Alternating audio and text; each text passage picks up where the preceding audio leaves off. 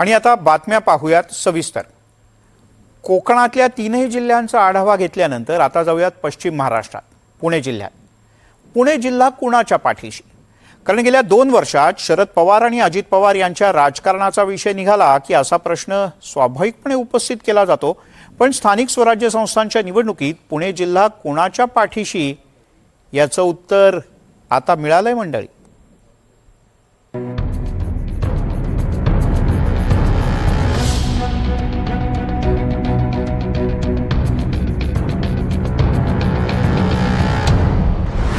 पुणे जिल्हा साहेबांच्या नव्हे दादांच्या पाठीशी। दादा एकटे लढले, संपूर्ण पवार कुटुंबाला पुरून उरले। पुण्यामध्ये no Bhajap no Shinde, only Dada. राष्ट्रवादीची 2 शकलं झाल्यापासून पुणे जिल्हा कुणाच्या पाठीशी असा सवाल वारंवार राजकीय वर्तुळात विचारला जायचा। पुणे जिल्हा शरद पवारांच्या पाठीशी की अजित पवारांच्या पाठीशी अशी चर्चा असायची। पण स्थानिक स्वराज्य संस्थेच्या निवडणुकीत पुणे जिल्हा कुणाच्या पाठीशी राहिला हे खुद्द अजित पवारांनीच 5 शब्दात सांगितलं।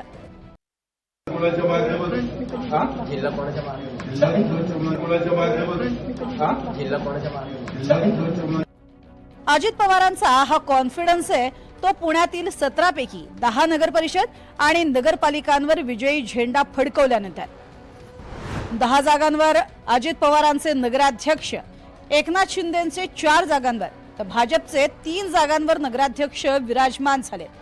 बारामती नगरपरिषदेवर अजित पवार गटाचे सचिन सातव, लोणावळ्यात राजेंद्र सोनवणे, शिरूरमध्ये ऐश्वर्या पाचरणे, दौंडमध्ये दुर्गादेवी जगदाळे, जेजुरीमध्ये जयदीप बारभाई, भोरमध्ये रामचंद्र आवारे, वडगाव मावळमध्ये आंबोली ढोरे तर उरुळी फुरसुंगीमध्ये संतोष सरोदे हे नगराध्यक्षपदी विराजमान झाले।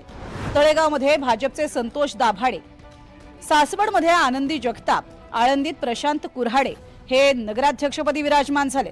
तर चाकणमध्ये मनीषा गोरे, जुन्नरमध्ये सुजाता काजळे, राजगुरुनगरमध्ये मंगेश गुंडा आणि मनसरमध्ये राजश्री गांजले हे नगराध्यक्षपदी विराजमान झाले। पुढच्या 20 दिवसात पुणे आणि पिंपरी चिंचवड महानगरपालिकेची निवडणूक होणार आहे। पुणे आणि पिंपरी चिंचवड महापालिकेत अजित पवार गट स्वबळावर लढणार आहे तर भाजप आणि शून्य गटानं युती केली आहे। त्यामुळे नगरपालिकांचा निकाल महापालिकेत कसा असणार? महापालिका निवडणुकीत अजित पवार पुणे जिल्ह्यात हाच करिश्मा कायम ठेवणार का अशी चर्चा सुरू झाली आहे। झालं तर 17 पैकी 10 ठिकाणी नगराध्यक्ष पद आपल्या पदरात पाडलेलं आहे अजित पवारांनी। अजित पवारांनी मोठी बाजी मारली आहे। आता याचा परिणाम जिल्हा परिषदांच्या निवडणुकावर काय होईल? तर मला असं वाटतं की या नगरपरिषद नगरपंचायतींमध्ये जरी अजित पवारांनी बाजी मारली असली तरी जिल्हा परिषदेच्या निवडणुकात तिथलं राजकारण, तिथल्या स्थानिक त्या जिल्हा परिषद गटांमध्ये, पंचायत समितीच्या गणांमधली जी परिस्थिती आहे ती वेगवेगळी आहे। नगरपालिकांमध्ये जरी अजित पवारांनी बाजी मारलेली असली तरी तसंच जिल्हा परिषदांमध्ये होईल असं सांगणं थोडंसं अवघड आहे। अजित पवारांनी विधानसभा निवडणुकीपाठोपाठ स्थानिक स्वराज्य संस्थेच्या निवडणुकीतही आपला करिश्मा कायम ठेवला। आता महापालिका निवडणुकीत असाच करिश्मा कायम ठेवण्याचा आव्हान अजित पवारांसमोर असणार आहे। शरद पवार आता महापालिका निवडणुकीसाठी भाकरी फिरवणार का आणि भाजपला दादांचा हा विजयी रथ पालिका निवडणुकीत रोखण्यात यश येणार का हे पाहणं महत्त्वाचं असणार आहे। Bureau report, NDTV Marathi, Pune.